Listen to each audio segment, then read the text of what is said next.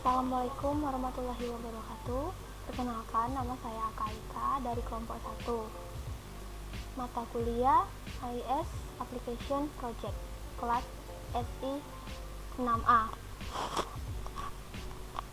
Di sini saya akan menjelaskan bagian DFD, yaitu Data Flow Diagram, bagian dekomposisi fungsional, diagram konteks, dan Data Flow Diagram level 1. Yang pertama yaitu dekomposisi fungsional. Dapat kita lihat dari gambar, yaitu terdapat proses 0, yaitu reservasi futsal rainbow, di mana dalam proses tersebut terdapat 3 proses utama, yaitu 1 proses input data, 2 proses, 3 proses cetak laporan. Proses 1 input data, di dalamnya terdapat 3 proses, yaitu 1.1 proses kelola data per reservasi, 1.2 proses kelola daftar harga, 1.3 proses kelola jadwal. Untuk proses 2 hanya terdapat 1 proses, yaitu proses kelola kode bayar. Untuk proses 3 cetak laporan terdapat 2 proses, yaitu 3.1 proses cetak daftar per reservasi, 3.2 proses cetak bukti bayar. Selanjutnya diagram konteks. Diagram konteks terdapat 3 entitas utama, yaitu pereservasi, pemilik, dan penjaga. Entitas pemilik menginputkan daftar harga ke proses reservasi futsal rainbow. Selanjutnya, entitas penjaga menginputkan jadwal ke proses reservasi futsal rainbow, dan proses reservasi futsal rainbow akan menghasilkan output daftar pereservasi yang diserahkan kembali ke entitas penjaga. Yang terakhir, entitas pereservasi akan menginputkan data pereservasi ke proses reservasi futsal rainbow, dan proses reservasi futsal rainbow menghasilkan output bukti bayar yang diserahkan kembali ke entitas pereservasi. Selanjutnya, data flow diagram level 1. Kan sudah saya jelaskan seperti sebelumnya, terdapat 3 entitas utama, yaitu pereservasi, penjaga, dan pemilik. Semua entitas tersebut melakukan input data, yaitu data pereservasi, jadwal main, dan daftar harga ke proses 1, yaitu proses input data. Setelah semua diinputkan, akan menghasilkan output berupa data pereservasi, jadwal main, dan daftar harga. Output data pereservasi akan menghasilkan tabel pereservasi. Output jadwal main menghasilkan tabel jadwal. Output daftar harga menghasilkan tabel harga. Dan tabel-tabel tersebut menghasilkan output harga, jadwal main, dan kode reservasi. Semua output tersebut akan diproses di proses 2. Setelah diproses akan menghasilkan output kode, jadwal, dan data reservasi. Setelah itu akan menghasilkan tabel kode bayar. Kode bayar akan menginputkan data reservasi, kode bayar, dan jadwal ke proses cetak laporan. Setelah diproses akan menghasilkan output kode bayar yang menghasilkan tabel bukti bayar, dan output data pereservasi yang menghasilkan tabel daftar pereservasi. Setelah semua diproses akan diserahkan kepada entitas penjaga. Terima kasih. Assalamualaikum warahmatullahi wabarakatuh. Perkenalkan, saya Gusti Rani Fatra, NIM 1814103111, kelas SI 6A, mata kuliah AIS Application Project. Sini saya akan menjelaskan data flow diagram dari level 2 proses 1. Dari entitas reservasi menginput data reservasi masuk ke dalam proses kelola data pereservasian. Setelah itu mengoutput data reservasi masuk ke dalam tabel pereservasian. Dari tabel pereservasian menghasilkan kode reservasi masuk ke dalam salah dak? Entitas. Tidak, dari yang ini menghasilkan apa menginput lagi? Iya, menghasilkan output, bener lah. Menghasilkan output. Tidak.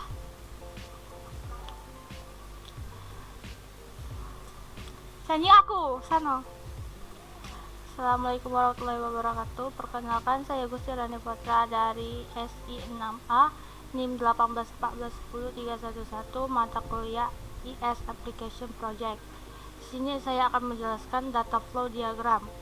Data flow diagram level 2 proses 1. Dari entitas reservasi menginput data reservasi masuk ke dalam proses kelola data reservasi. Setelah itu mengoutput data reservasi masuk ke dalam tabel pereservasian. Dari tabel pereservasian menghasilkan kode reservasi masuk ke dalam proses daftar harga.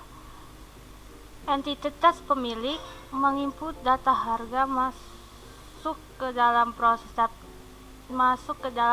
kelola daftar harga sehingga mengoutput daftar harga dan menghasilkan tabel harga. Dari entitas penjaga menginput jadwal main masuk ke dalam proses kelola jadwal dan mengoutput jadwal main dan menghasilkan ke tabel jadwal. Data flow diagram 2 proses 2. Dari tabel pereservasian menginput kode reservasi masuk ke dalam proses kode bayar. Setelah itu tabel harga menginput harga masuk ke dalam kode bayar. Proses kode bayar. Setelah itu tabel jadwal menginput jadwal main masuk ke dalam proses kode bayar.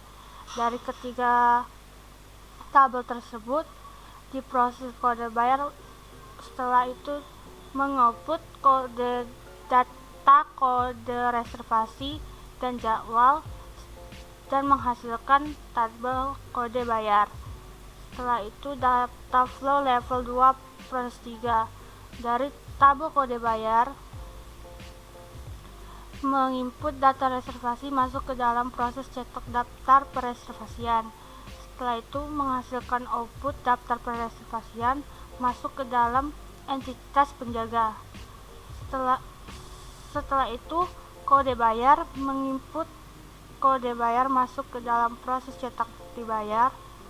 Setelah itu mengoutput bukti bayar masuk ke dalam entitas pereservasi. Baiklah, selanjutnya saya Dr. Rahma Mulia akan menjelaskan mengenai desain database yang telah kami buat. Untuk bisa mengakses database, pertama kita butuh yang namanya itu exam. Exam itu harus kita koneksikan untuk bisa membuka localhost.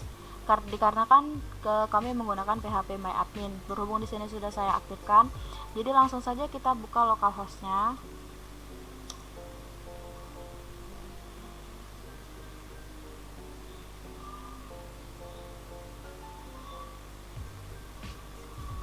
Akan muncul halaman welcome to exam dan langsung kita pilih saja pada bagian PHP MyAdmin yang berada di pojok kanan atas.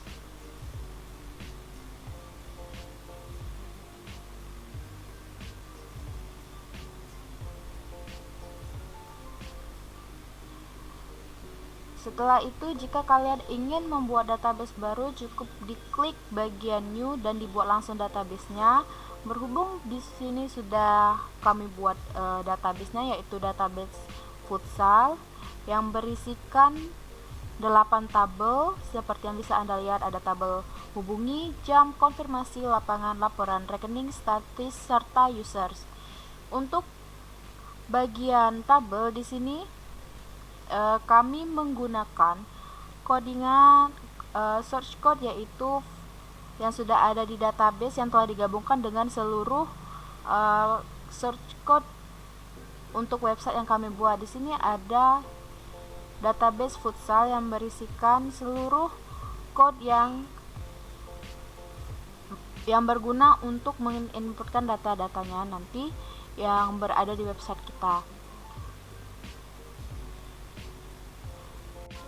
Berhubung database-nya sudah kita buat menggunakan source code atau coding, jadi kita tinggal memasukkan saja di database-nya, tinggal kita buat seperti tadi, nama database-nya apa. Berhubung di sini sudah ada futsal, tinggal kita import saja. Setelah kita import, tinggal kita browse nama dari database yang telah kita buat codingannya, dan kemudian tinggal diakses saja dan akan tampil seperti tampilan yang Anda lihat. Baiklah, menyambung yang tadi, selanjutnya bagaimana menjalankan sebuah sistem database sehingga bisa tampil di browser. Pertama, kita harus mengetahui dulu di mana lokasi beradanya kumpulan code yang telah kita buat. Yang pertama, buka pada exam. Selanjutnya pada folder htdocs dan lihat folder mana yang telah kita buat. Di sini folder yang telah kami buat berada pada folder my futsal. Baiklah, selanjutnya kita langsung ke browser, membuka browser, lalu langsung mengetikkan localhost dan juga nama folder yang berada di htdocs tadi. Langsung saja kita enter.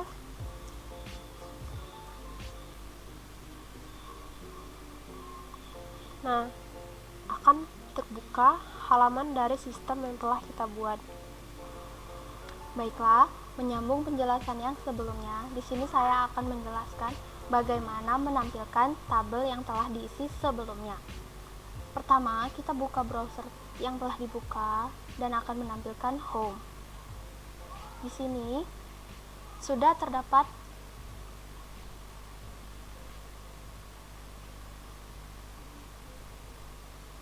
lemot tak?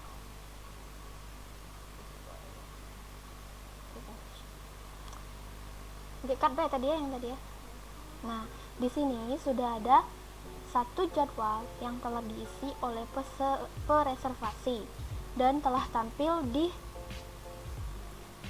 website dengan menu jadwal. Bagaimana untuk menampilkannya? Yang pertama, sebagai pereservasi, ada baiknya jika belum menjadi member, mengisi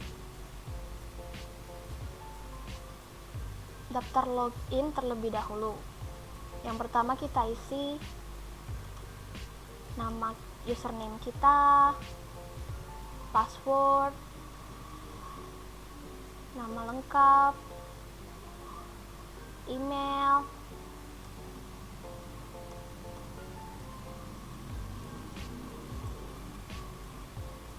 nomor telepon yang aktif, dan alamat. Setelah itu didaftar.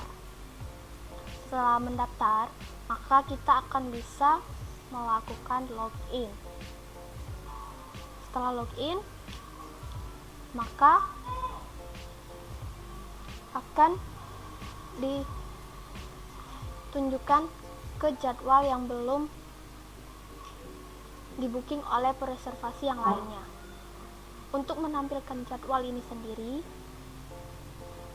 codingnya ada di data PHP di line 133, yaitu dolar tampil. Nih, yang ini. Dengan coding ini, maka jadwal yang telah diisi oleh pereservasi akan ditampilkan di home website Rainbow Futsal. Baiklah, saya akan melanjutkan penjelasan yang berikutnya, yaitu kode daftar. Kode daftar yang harus diisi adalah username, password, nama lengkap, alamat lengkap, email, dan nomor telepon. Jika salah satu data tersebut tidak terisi, maka otomatis data tersebut tidak tersimpan. Jika data tersebut sudah memenuhi syarat atau terisi, maka akan muncul tampilan seperti ini, yaitu sukses daftar menjadi member dan silakan login. Setelah mengisi kode daftar, beralih ke kode login. Nah, di sini ada username dan password. Memiliki tampilan login admin dan member. Jika mengisi username dan password salah, maka akan muncul tulisan username atau password Anda salah. Baiklah, berikut ini merupakan tampilan dari sistem informasi yang telah kami buat, yaitu sistem informasi reservasi Rainbow Futsal. Berikut ada halaman home yang berisikan gambar dari lapangan Rainbow Futsal dan juga penjelasan apa itu futsal. Kemudian ada juga halaman lapangan yang berisikan deskripsi dari lapangan dan juga lapangannya itu sendiri. Yang ketiga itu ada halaman cara pemesanan yang berisikan tahap-tahapan dalam memesan atau mereservasi ataupun membooking dari lapangan futsal yang ada di Rainbow itu. Kemudian ada halaman jadwal yang menampilkan jadwal para pembooking atau pereservasi, dan yang terakhir itu ada halaman hubungi kami yang berisikan masukan ataupun komentar ataupun apapun itu yang berkaitan dengan kami. Dan ini merupakan tahapan terakhir, yaitu bagaimana caranya mengedit ataupun menghapus data pada sistem yang telah kami buat. Untuk sistem yang telah kami buat itu, apabila ingin melakukan pengeditan ataupun penghapusan data, para pereservasi ada baiknya untuk melakukan pengiriman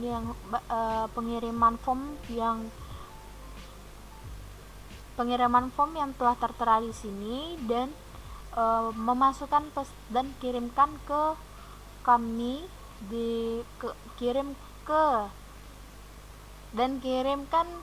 tinggal dikirim ke kami. Dan alasannya apa, misalkan ingin mengedit